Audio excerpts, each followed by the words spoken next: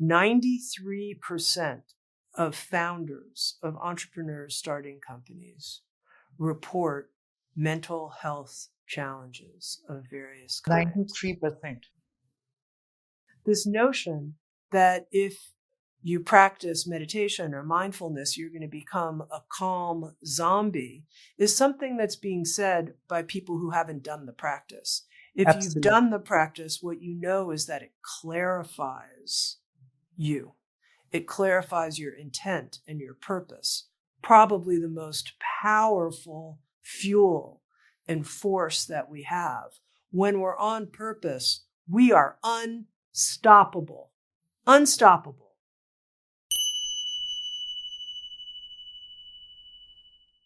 Namaste, everybody. Namaste. My name is Raman. Welcome to the new episode of Idanim Inspirations. Our guest for today's episode is Tami Simon, co-founder of Sounds True.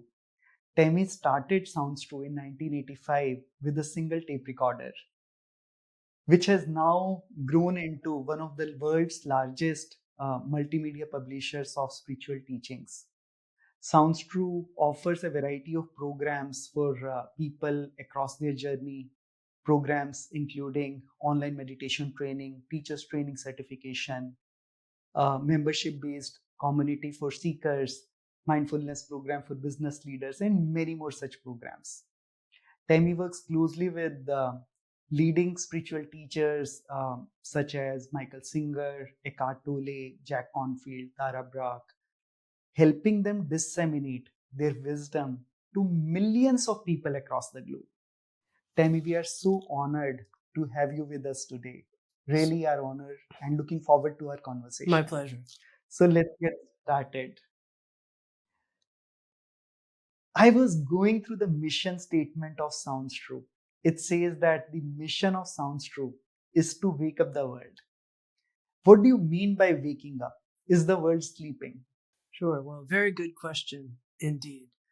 And waking up is a phrase that means a lot of different things to different people, interestingly. I did a series where I interviewed spiritual teachers, but also some neuroscientists and psychologists and poets, and I asked them all the same question. What does spiritual awakening mean to you? How would you define it? And the interesting thing was that I did not get a singular answer. I got different perspectives.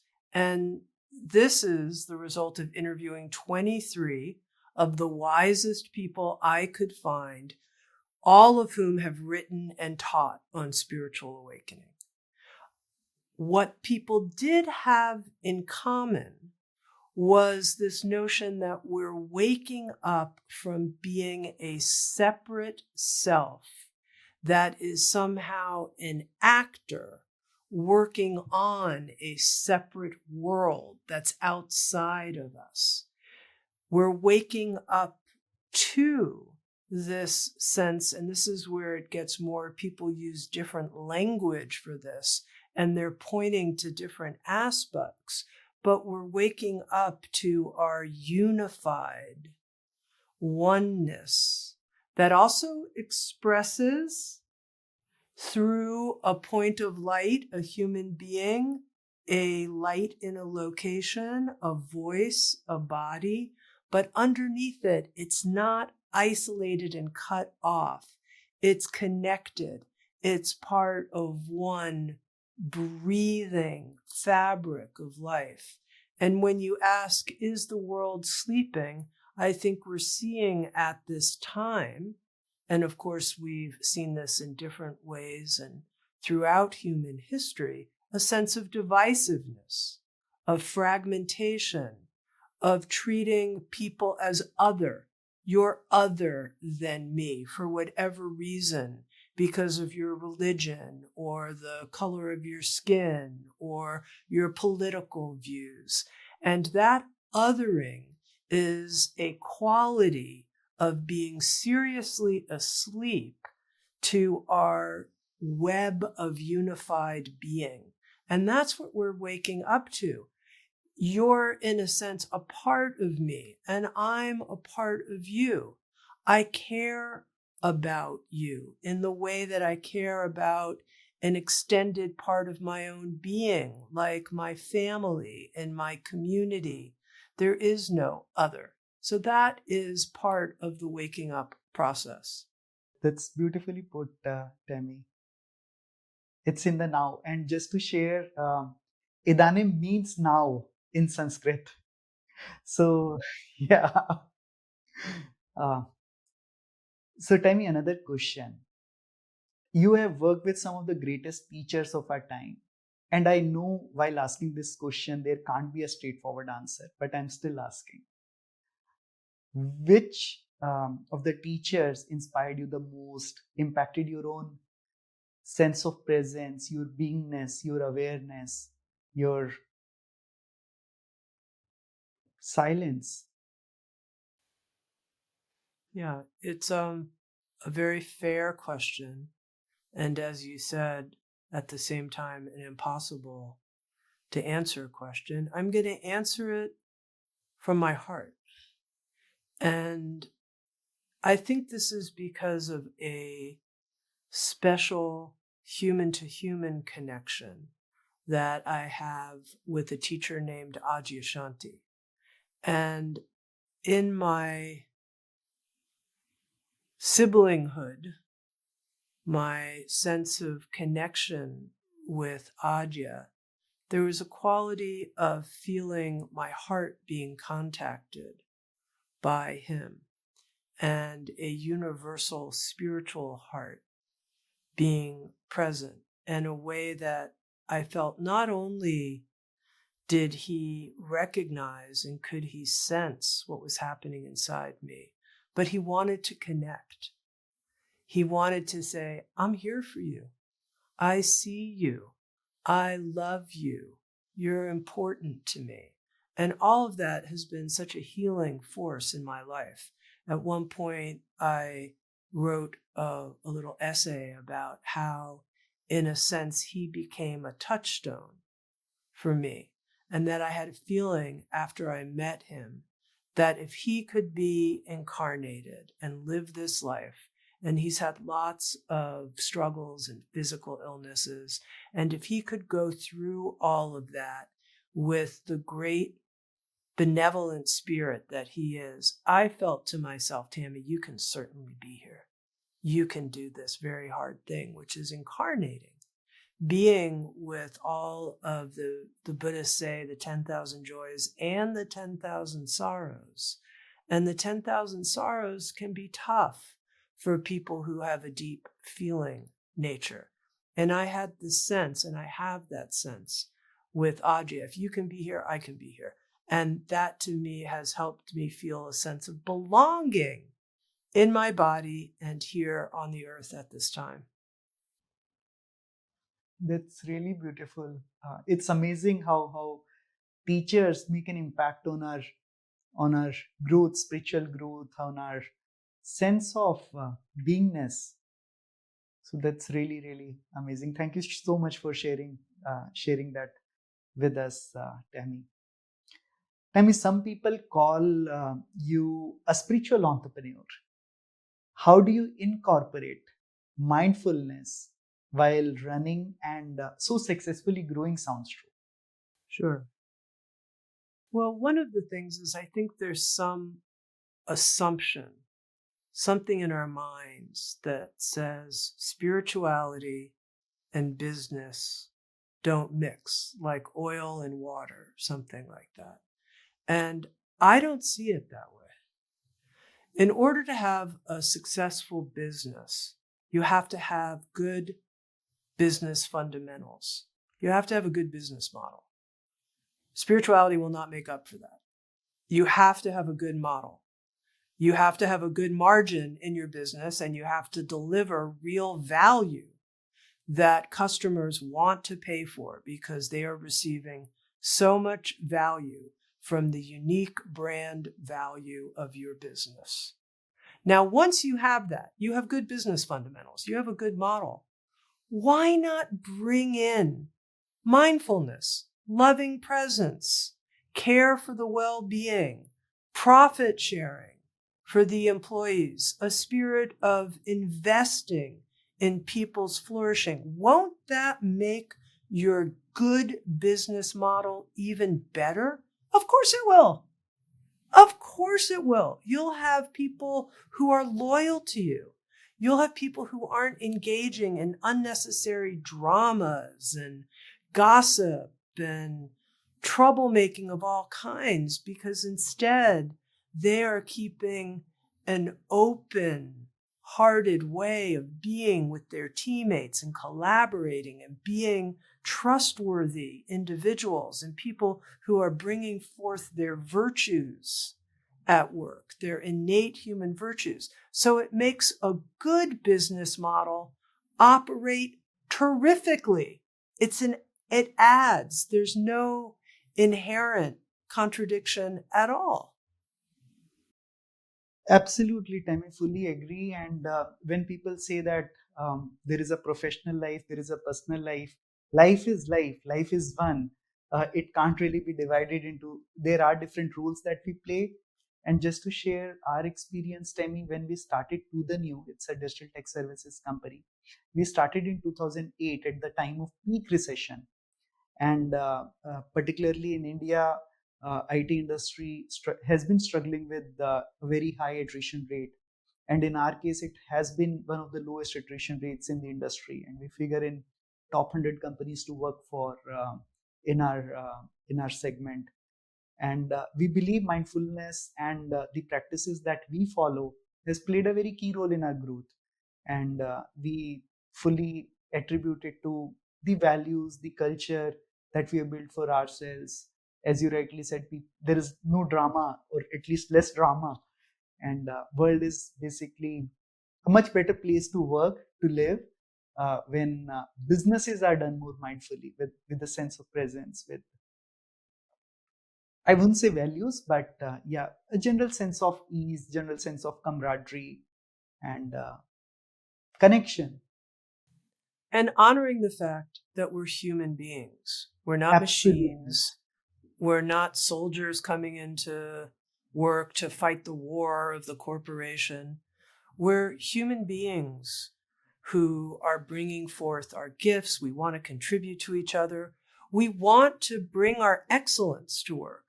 One of the teachers in a program that we have called the Inner MBA at Sounds True, which is this 9-month training on the inner skills that you can develop to be more successful at work.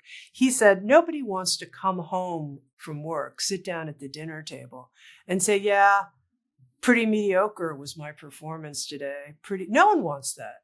You want to Yeah. come home and feel a sense of excellence and pride in what you gave and how you helped the other people on the team and what you created and the ideas that you had and the way you solved a customer's problem. We all want that. I also think that specifically the practice of meditation, you mentioned being in silence, the practice of not being run nonstop by discursive thinking, that opens up to a unique quality of problem solving and innovation and the ability to receive new ideas, not just recycle old ideas endlessly in a way where you're sort of stuck going round and round. There's this openness to see the situation totally differently. So a company of meditators is a company inherently of innovators, of front runners, and of people who are also, and this is another very important thing, inherently resilient if one of the ideas that they try doesn't work. And that will happen. That's the Yes. nature of innovation, as you know, how many of them don't work. Well, you have to be able to have an inner composure and a way of being with yourself that's self-accepting and encouraging. So when things don't work, you can say, all right, let's try the next one. Let's go ahead. Absolutely. Yeah. And there are many people, unfortunately, more so in the corporate world, who feel meditation or mindfulness will make them slow, ineffective, will take away their zeal for growth. And by growth, they mostly mean material objectives in monetary terms mostly. Is that true? Sure. Well, I think of myself in a sense as a corporate athlete. Now, would you say that mindfulness makes athletes less competitive? No. Absolutely no. It makes you sharp. It makes you in the flow. It helps you hit the target that you need to hit, whatever sport you're playing. I mean, we all know, if it's baseball, you only hit the ball 1/3 of the time. How many shots do you make from back in the court? Same in business. Okay, mindfulness helps you hit the bullseye, whatever sport you're playing. Now I've moved to archery more often. How powerful is that? Then the other quality you have as a corporate athlete who's mindful of their performance is you know how to take good care of yourself, because all the greatest athletes in the world, they sleep well, eat well, drink enough water. They know how to take care of themselves, so they're at their peak performance when they get out on the court.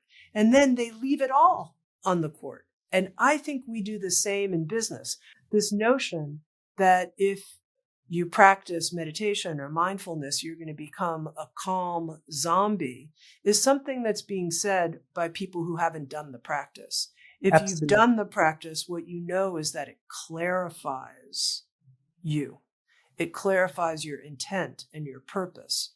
Probably the most powerful fuel and force that we have. When we're on purpose, we are unstoppable at work, because we're fueled by a sense of our soul contract, of our heart engaged. And meditation helps you know what your real purpose is and draw on it at work. So anyway, that critique is from the outside of people who haven't done the practice and haven't felt its benefits. And Sounds True is a great example. You are a living example of that.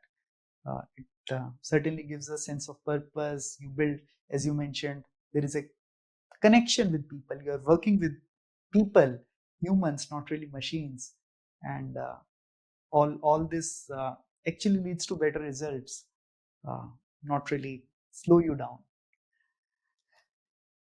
Tami, I'll jumping on to meditation. So some people promote meditation as a quick fix to all kinds of problems. There are meditations for anxiety, stress, sleep, meditation for this, meditation for that, even meditation for weight loss. Now, do you think is meditation being trivialized to something shallow while missing its true meaning, true nature? Well, I once asked this question to Joseph Goldstein, who's one of the founders of the Insight Meditation Society and has written some powerful books and done an extraordinary series of something like 50 lectures with Sounds True called Abiding in Mindfulness. And what Joseph said to me, and I asked him basically your question, was saying, what do you think about all this mindfulness that we have in the world today? And he said, here's the important thing, Tami. The important thing is that there are people who are holding the depth of realization that the tradition offers. That's the important thing. As long as that is happening, as long as there are humans who have that level of commitment and that depth of realization, we're okay. And what I got from it was, don't look out there with this critique of this way that this person is monetizing some 15-second something with a cherry on top, saying it's, McMindfulness for this. That's not the point. The point is, in my own life, how am I doing? What depth am I going to? And, this is something that I've come to a lot, because you can spend a lot of time criticizing what you see happening, whether it's in the way meditation is being taught, or whether it's in the way certain teachers act or don't act. And, or you can say, guess what kind of disciple I'm going to be? A disciple of life, student of life, meditator that's committed to the depth of the tradition that I'm studying and the depth of the realization that comes from being in that silent space. What if I put all of that energy, not looking around and criticizing what, but I put all of that energy into the cultivation of realization in my own experience and become a light for others and someone who stands in integrity? What if I do that instead? So that's sort of where my analysis comes to. And the other thing I would say is that there will always be people who are introducing people to things. Okay, that's okay. Because one of the things I've noticed is that for very many people, once they get a taste, you described it in your own experience of lightness, and I don't know if you used the word bliss, but I felt bliss as you were describing your experience of having a burden taken away from you and a feeling of that lightness in your life. And I thought of the Indian teaching, actually, Sat Chit Ananda, existence, consciousness, bliss. You had a taste of existence, consciousness, bliss. Once you have that, and it can happen the moment somebody gives a very simple meditation, something very simple. They could simply say, breathe in, breathe out, and at the end of the exhale, pause. Yeah. Just that. Just in that pause at the end of the exhale, something could go on for someone. They could catch it.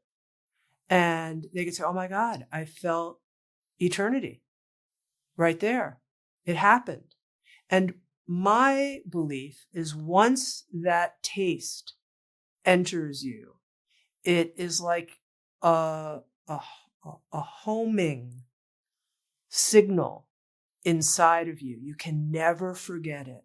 You will never forget it. You'll always want it. Absolutely. Because there's nothing that is as nourishing. There's nothing that's as satisfying. There's nothing that creates that level of utter contentment and fulfillment. You'll always want it, and you will be on a spiritual journey. It keeps calling you back even if you stray. I mean, that has happened with me many, many times. I never been a disciplined, would say student. I don't want to use student in this context, but yes, I mean, the context of practice, I was never disciplined. But the practice keeps calling you back. I mean, not really that experience, but the bliss, Satchit Anand, the awareness that you feel in the moment, in the now, that keeps calling you back. There is something with it. And just to Something that share, cannot be put into words. just to Yeah. share too, because I think sometimes the way people think about meditation, they think, okay, now I have this new sort of self-improvement exercise. And if I don't do it, if I'm not disciplined, if I don't do X amount a day, now I'm a bad meditator. I'm a bad separate self who's not meditating. And I'm even worse than I was before I heard about meditation, because now I'm failing at something that I think will be good for me that I'm not doing. And I think it's important.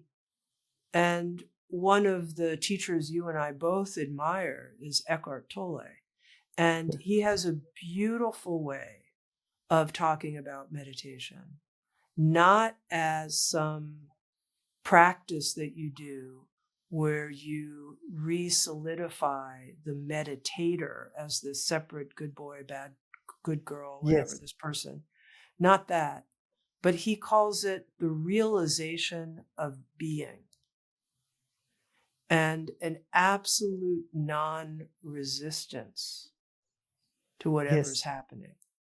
So in whatever moment you're in, is there a complete non-resistance to it?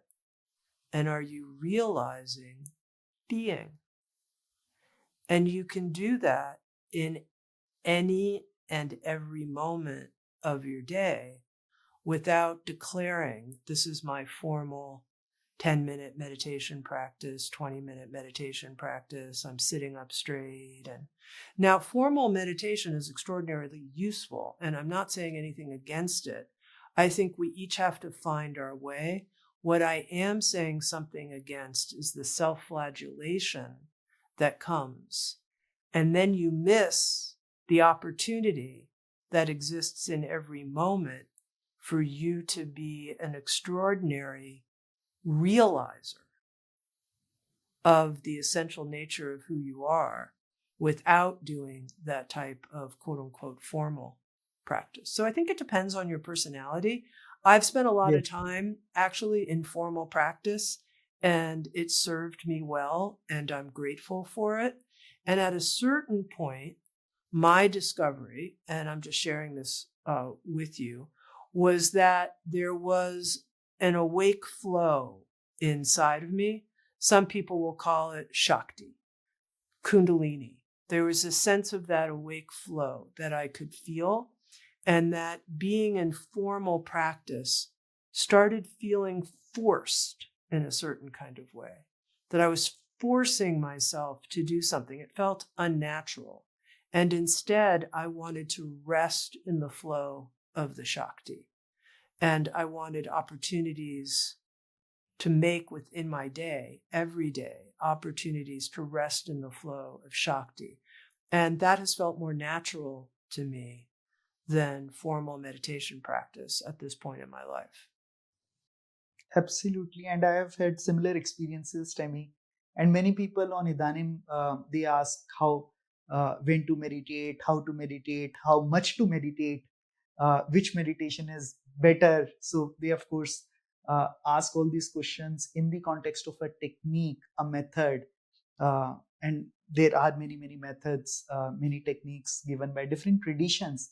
They serve the purpose, but when the techniques becomes redundant and when there is just presence, that's the state when you don't really need a technique but you're still mindful, moment by moment awareness. I think you talked about Joseph Goldstein, and he talks about moment to moment mindfulness.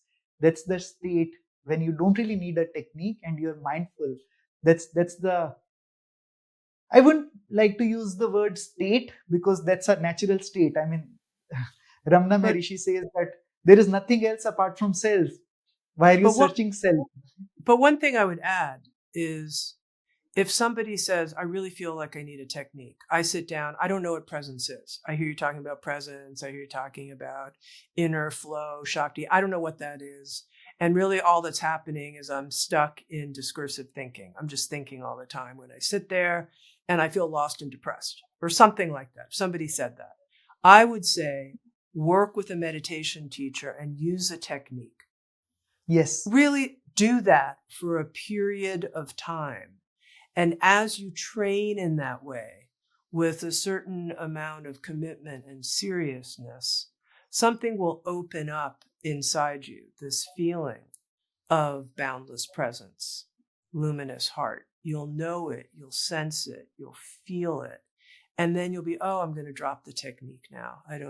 yes, It's just noise in the way. But until that point, please do use a technique. That's skillful and smart. Do it.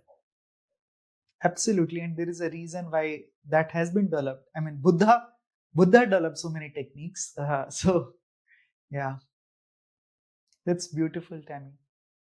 And what are the common mistakes people make in your experience? I mean, you have Sure. literally taught thousands of people through various programs of Soundstroke.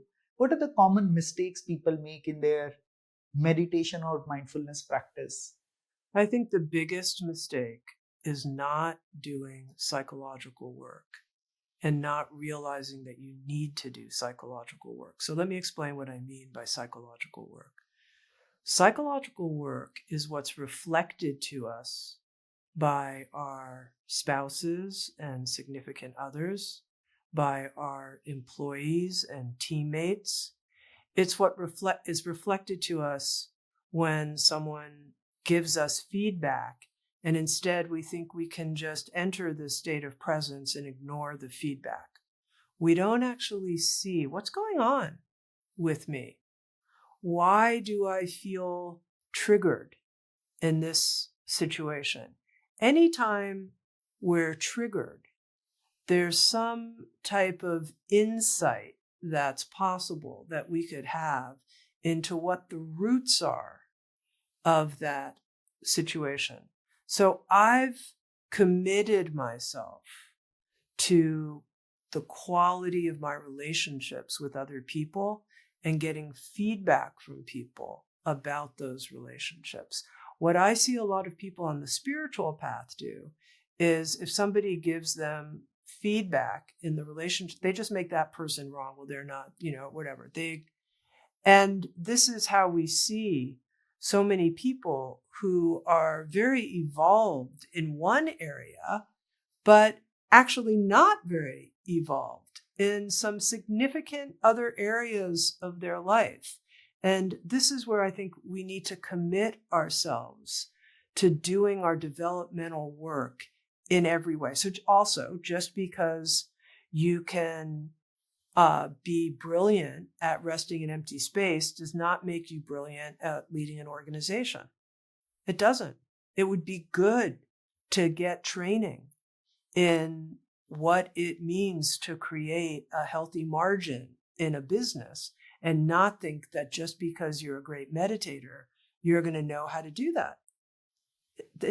The skills don't translate into every field. And so I think part of it is when you become deeply immersed in this bliss of being, it's such an incredible feeling that you can kind of feel all powerful and all knowing. And what I would say is you're not. You're not. You're not. And no one is. And so you could call it, I said psychological work, you could call it your shadow work if you want. So that would be my first number one thing, do your shadow work. Related to that, I think a big mistake is treating the body as some kind of like not that important disposable vehicle. Like, who really cares? It's not the real thing. It's not.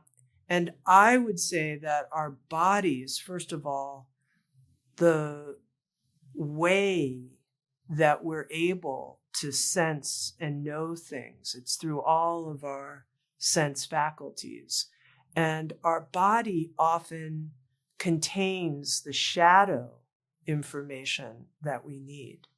And what I mean by that is sometimes people will say, I'm so peaceful, I'm not angry, but you can see that their jaw's really tight.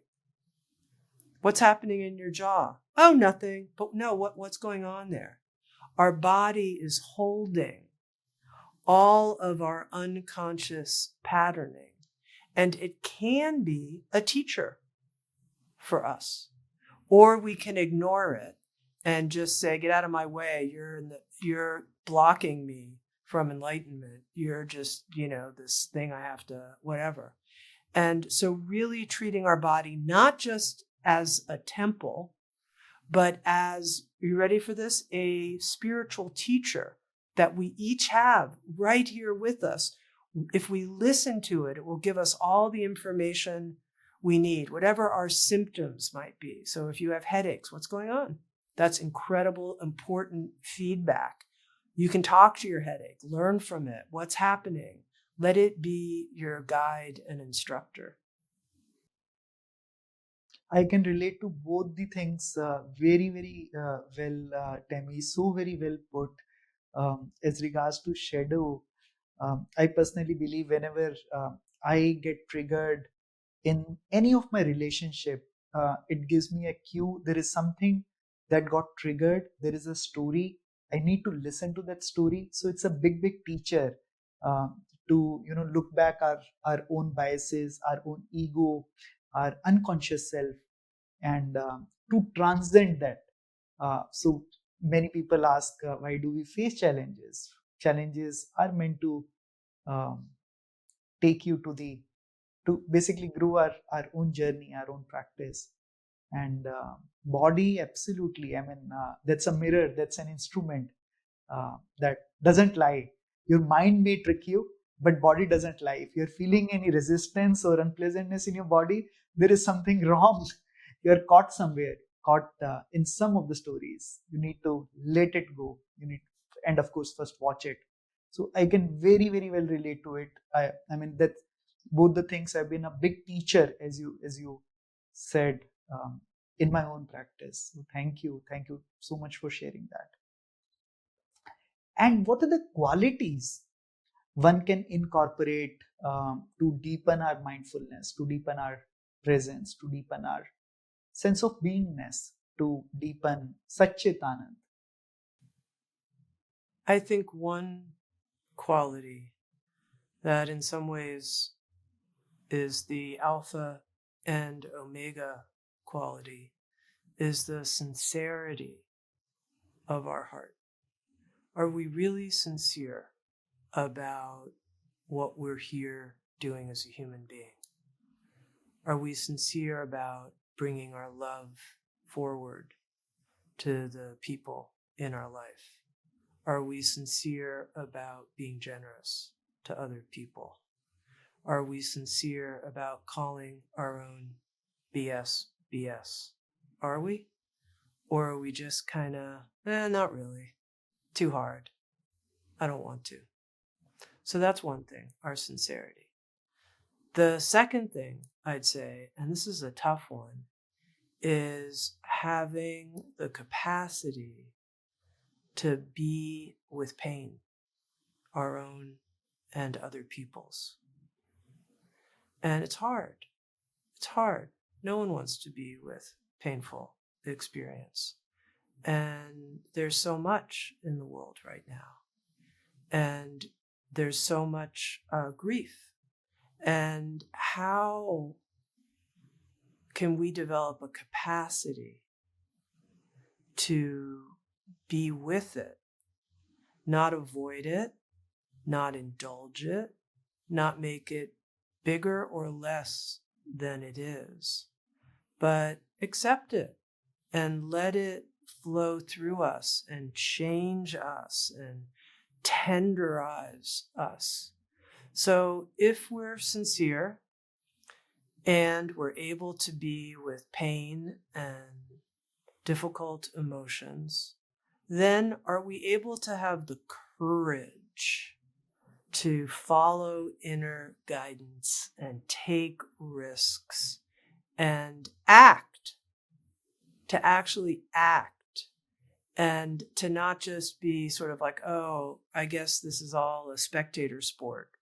Remember, I used the sporting metaphor. It's not a spectator sport. Get on the field, get on the court, get out there.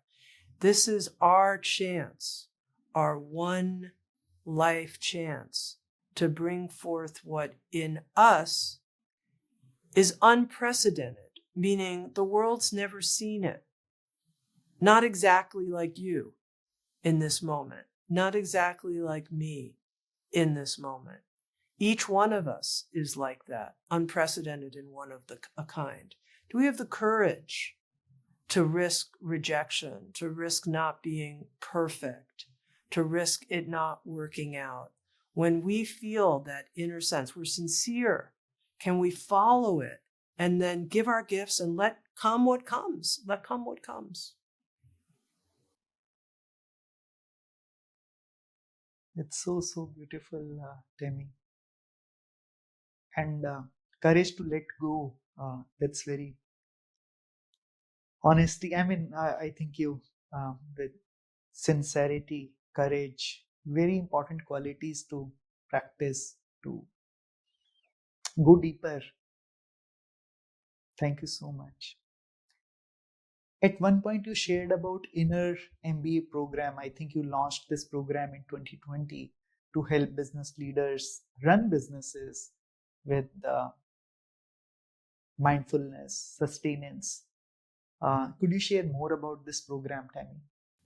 Well, interestingly, we have an entrepreneur in residence in the program. Her name's Melissa Bernstein, and she also teaches at Duke University, but she herself is the founder of an innovative toy company called Melissa and Doug Toys, which teaches kids open-ended interactive play. So it stimulates their imagination. And the company grew to be north of $1 billion, her and her husband, Melissa and Doug. And she sent me an article just yesterday, and it said 93% of founders of entrepreneurs starting companies report mental health challenges of various kinds. 93%. And she was saying, Tami, the inner MBA, it's so important. It's what we need. And then furthermore, that the number one quality that it takes to be successful is not high IQ. It's not problem solving ability. This is what this study reported. It said it's resilience. And if we go back to this notion of the corporate athlete, any good athlete is all about their next play. They can't be focused on what happened previously and the way that they fell or dropped the ball or what. You can't focus on that. You cannot focus on that. You are not going to be successful. You've got to be right in the moment, focusing on the next play. And that's another way of describing resilience. It's that ability to get back up again and again and again. So how do we foster that ability? One of the skills that we teach in the Inner MBA that really seems to resonate with people with this language has to do with nervous system self-regulation and not letting ourselves get into the red zone within our nervous system, because when we're in that fight flight state, we're not going to do our best thinking. And it's also inherently a type of burnout state where you're running on hot energy. And of course, many things happen, as you mentioned, the challenges, many things happen at work in any given day where we have a temporary flare up within our nervous system and we move into the red state. But Jeremy Hunter, who teaches on nervous system self-regulation, he teaches at the Peter F. Drucker School of Management. He talks about what in polyvagal theory is known as the ventral vagal zone, but it's basically a regulated nervous system, as the green zone. So can we move out of the red zone and find our way back into the red zone? And then many people also at work drop into what is known as the gray zone, where they just feel collapsed. They have this sense of like, why bother? I'm burned out. I don't really have the energy for this. So you can burn out from too much red zone, or you can burn out from too much gray zone. I know sometimes I've given talks, especially in the healthcare field, starting with the pandemic and through now, and in other fields as well, where I almost feel like at the beginning of the talk, I have to resuscitate people before I even begin talking. I'm just looking at their faces, and there's such a feeling of glumness and defeat and lack of vitality. It's really quite heartbreaking to see it. Yes. People are down in this gray zone. They don't know how to revivify themselves. And that revivification, and this is where some of the inner MBA skills come in, it may be having some type of meditation practice, but it might be something else. It might be like some type of intensive breath work practice that's very stimulating, more like the Wim Hof method, where you're doing repeated deep breaths. It might be being in nature. It might be an exercise program where you're raising your energy up. But we have to learn, and this is the key idea, and this is what the inner MBA teaches, how to manage our energy, our nervous system successfully, because that's the way we'll have good, sustained energy. So inner MBA makes us superhuman. Well, I would just say it makes us fully human. because we don't Wow. even, in a sense, I know maybe what you mean superhuman, but we get to be humans. You ready for this? Who rest when we're tired and restore that way. Even if that means, you ready, taking a short nap in the middle of the day. It's interesting. One of the presenters within the Inner MBA is the founder of the Energy Project. His name is Tony Schwartz, and he wrote a book on the Energy Project. And what he talks about, he develops this 4-quadrant graph, and it's pretty easy to understand. And basically, you have the quantity of energy and the quality of Yes. energy. And when you have high quantity and high quality, that's where you have this peak performance mode. But then you have good quality energy, but not a lot of quantity. That's the rest area. You still could feel that bliss inside, but you need a little short nap or taking a walk. And your energy's a little low. You're restoring yourself. You're recharging yourself. And his point is, can we alternate between this peak output and resting, peak output and resting, peak output and resting? Otherwise, if we don't, we get into low quality and high quantity. And that's what a lot of people do at work, and it's called the grind. And they're Yes. grinding it out. Their energy's not that great. They're not acting that intelligently. I'm sorry to say. They're not hitting the bullseye. There's not a refinement in communication. It's a grind. And unfortunately, if we spend a lot of time in this grinding zone, a lot of energy at a low quality level, before you know it, we don't have very much energy, and it's also of bad quality. And that's the burnout quadrant. And so I think that whatever we can do to commit to our inner restoration and recharge so that we can stay in that high performance recharge zone, that's really what we need to do. Absolutely. And Sounds True has launched so many programs over these years, Tami.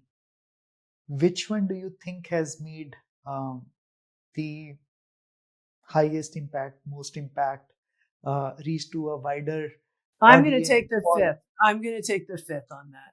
I have to. And I think I'll tell you why.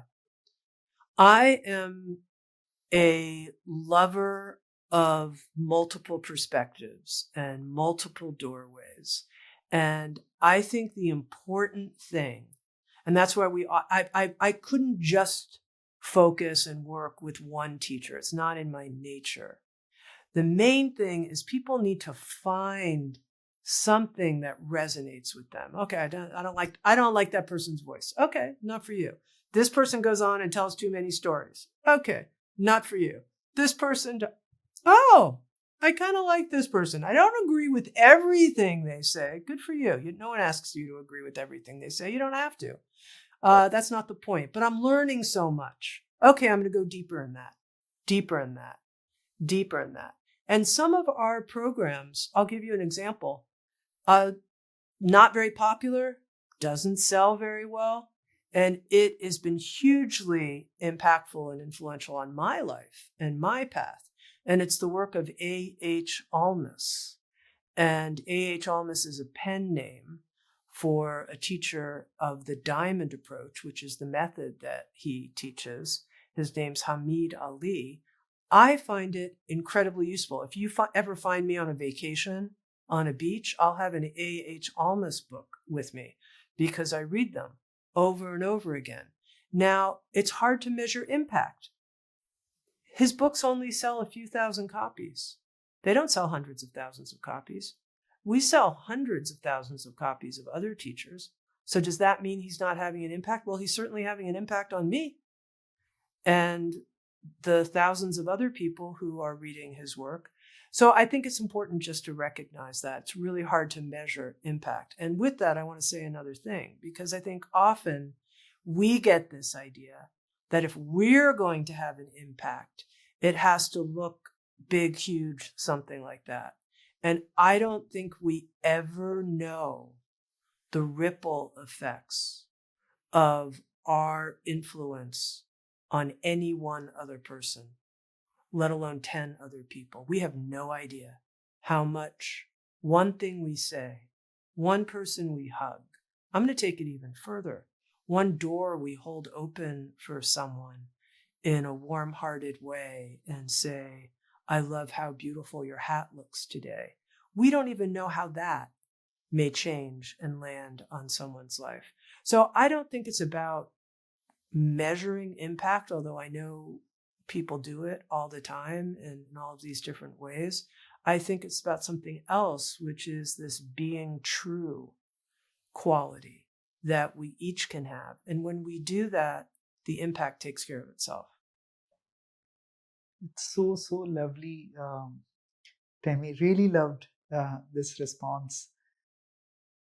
It's not possible to measure the impact, and we get too obsessed um, by results, by impact. But as you said, a warm hug, you can't really measure it. Can't really measure it. And can you share more about Sounds True Foundation, Tami? Sure. The work it does, how is it Sure. different from Sounds True for-profit organization? Sure. Well, as I mentioned, we're committed to having a good business model. And thank goodness we are. Our motto is no margin, no mission. But there are millions and millions of people throughout the world who will never find our products if they're only behind paywalls. And they won't even find our products if they're freely distributed at YouTube and through other streamers.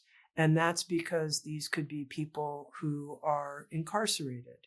These could be people who would never look up from their jobs long enough to even find the resources that we have, but can be reached in creative ways.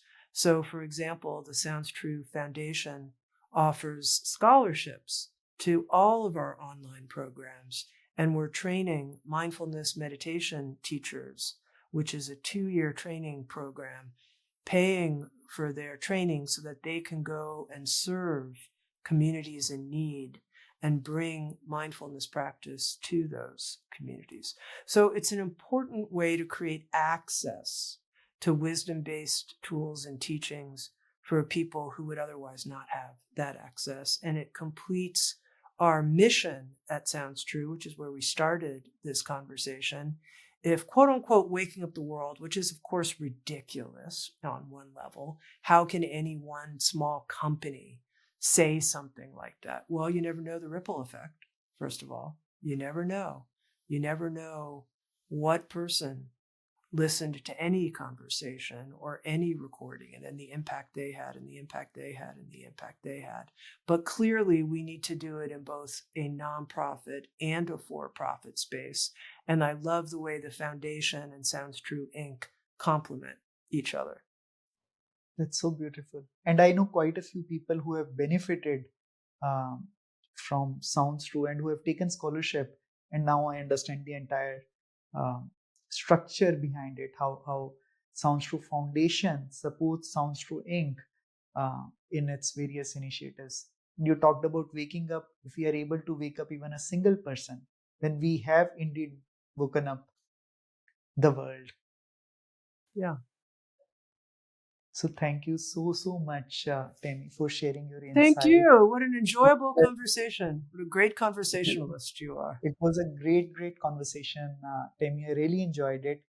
I loved how, I really love how you grew Sounds True and made teachings of so many spiritual teachers accessible to really millions of people across the globe. I mean, that's really commendable. How do you bring mindfulness to the growth? How have you created this structure of non-profit, for-profit, for a similar cause, for the same cause? So this is really very inspirational. I loved our conversation, and looking forward to talking to you again in some other conversation. Thank you so much, Tami. Thank you.